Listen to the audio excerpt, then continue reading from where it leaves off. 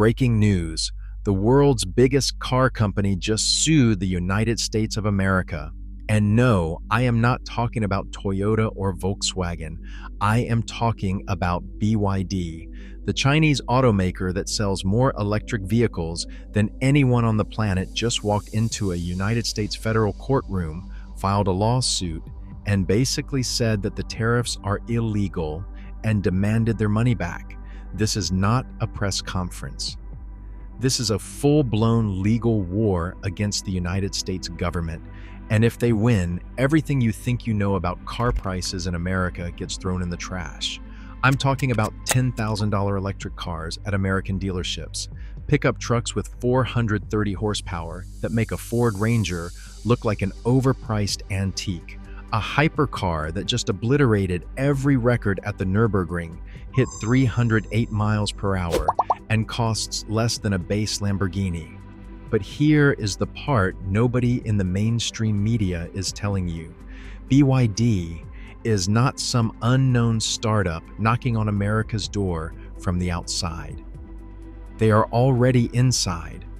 They have been here for over a decade, building vehicles on American soil, employing over 750 American union workers, and generating up to $1 billion a year in United States revenue.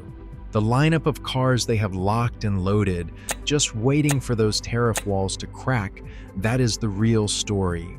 This is Torque Vision, and today we are breaking down the lawsuit that could blow the American car market wide open. Let us get into it. On January 26, 2026, four of BYD's American subsidiaries filed case number 2600847 in the U.S. Court of International Trade. BYD America LLC, BYD Coach and Bus LLC, BYD Energy LLC, and BYD Motors LLC are real businesses with real employees on American soil. They named everyone as defendants: the federal government, the Department of Homeland Security, Customs and Border Protection, the Trade Representative, and the Treasury Department. BYD didn't just poke the bear, they punched it in the face. They are challenging 9 separate executive orders issued under the International Emergency Economic Powers Act, IEEPA. Their argument is devastatingly simple. The actual text of IEEPA does not employ the word tariff or any term of equivalent meaning.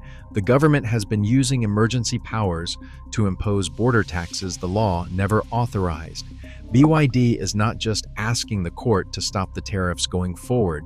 They want a full refund, every dollar collected since April 2025, plus interest, plus legal costs. A wine importer called VOS Selections already won a nearly identical challenge, and now the Supreme Court is expected to rule on whether IEEPA even authorizes tariffs at all. Thousands of companies have filed similar challenges, but BYD is the very first Chinese automaker to take this fight directly to the American courts. If the Supreme Court ruling goes against the government, the entire tariff structure could collapse like a house of cards. So why does BYD even care? They do not sell passenger cars in the United States yet, but they are not suing over what they are losing today. They are suing to unlock what they could gain tomorrow. Right now, Chinese electric vehicles face a combined tariff rate of roughly 135%. If BYD wanted to ship a Seagull, their $10,000 electric city car, by the time it cleared customs, the price would balloon to over $23,000. The tariffs do not just make it harder, they make it impossible. But here's the chess move. BYD has a massive factory in Brazil. They exported over 120,000 vehicles to Mexico last year alone. If the court rules that tariffs imposed under the International Emergency Economic Powers Act are unconstitutional, BYD's Brazilian factory could ship vehicles to the United States with tariffs potentially under 15%. Their suspended Mexican factory plans could come roaring back to life overnight. This lawsuit isn't about recovering money. It's about unlocking a strategic pathway into the biggest, most profitable car market on the planet. And this is the part that genuinely surprises people. BYD has been operating on American soil since 2013. In Lancaster, California, they run one of the largest electric bus manufacturing facilities in North America.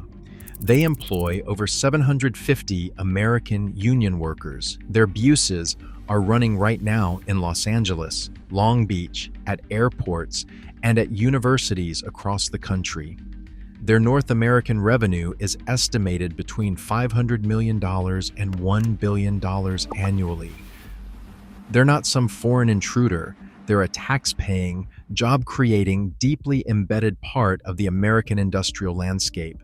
And that's what makes this lawsuit so powerful. Try standing in front of a federal judge and arguing that a company with 750 union jobs in California is a threat to the American economy. The optics are brutal. The legal argument is clean, and BYD knows it. All right, this is the section you've been waiting for. The cars. Let me show you what BYD has locked, loaded, and ready to unleash. First, the BYD Seagull. This little electric hatchback costs roughly $10,000 in China. For that money, you get up to 405 kilometers of range, a 10.1-inch rotating touchscreen, 6 airbags, and BYD's Pilot driver assistance system. It has already sold over 1 million units globally. It is in Brazil, Mexico, the UK, and Australia. The only major developed market where you cannot buy it is the United States. A former Biden administration economist took one for a test drive and said the craftsmanship rivals US-made electric vehicles that cost 3 times as much. We're paying $30,000 for less car. That should make you angry. Moving up, the BYD Seal is a sleek sports sedan with up to 523 horsepower, range past 400 miles, 800-volt fast charging, and an interior that makes Tesla's minimalist cabin look like an unfinished rough draft. It is already outselling the Model 3 in multiple markets while costing thousands of dollars less. If this hit American showrooms at its global pricing, Tesla would have a full-blown crisis on their hands. Then there is the BYD Shark, a plug-in hybrid pickup with a 1.5-liter turbo paired with dual electric motors, 430 horsepower, 0 to 60 miles per hour in 5.7 seconds, 100 kilometers of pure electric range for your commute, and over 840 kilometers total combined range, a 12.8-inch rotating touchscreen, a 12-inch heads-up display, Dynaudio sound, and it can tow 2,500 kilograms. It is already on sale in Mexico, Australia, Brazil, and South Africa, consistently undercutting the Tacoma and Ranger by thousands. Imagine this at an American dealership for $35,000. The F-150 Lightning starts at $55,000, and it does not even come close to matching the Shark's combined range, but I saved the most insane one for last. The BYD Yangwang U9 Extreme. On August 22, 2025, this machine blasted around the Nürburgring in 6 minutes and 59.157 seconds, the first EV to break the 7-minute barrier. Then it hit a verified top speed of 496.22 kilometers per hour, 308 miles per hour, the fastest production car on Earth. 4 motors producing 3,018 horsepower, a 1,200-volt platform, BYD's Dissus X suspension that can make the car literally jump off the ground, 0 to 100 kilometers per hour in 2.36 seconds. The standard U9 starts at roughly $236,000. That is less than a Lamborghini Revuelto and half the price of a Ferrari SF90, and it is faster than both of them combined. While Ford is canceling EV programs and GM is delaying launches, BYD is setting world records and suing for the right to sell you these machines. So let's play this out. If the Supreme Court strikes down IEEPA tariffs, that 135% rate takes a massive hit. BYD's Brazilian factory could ship a Seagull to American soil for somewhere between $15,000 and $18,000, A fully electric, fully equipped vehicle for less than a base Honda Civic. And if BYD gets that Mexican factory going under USMCA rules of origin, those vehicles could enter the US with minimal tariffs. The Shark pickup for $30,000, the Seal sedan for $25,000, the Seagull for under $15,000. At those prices, it is not competition, it is a massacre. Ford just posted billions in losses on their electric vehicle division. General Motors keeps pushing back timelines. These companies are already bleeding.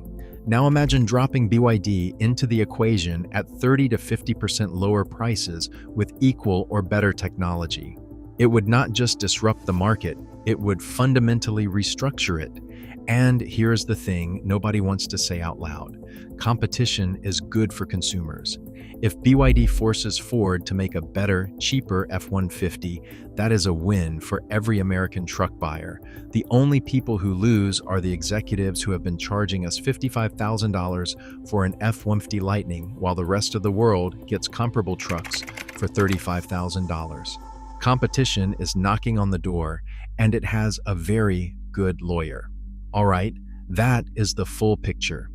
BYD just sued the United States government in what could be the most consequential automotive lawsuit in modern history.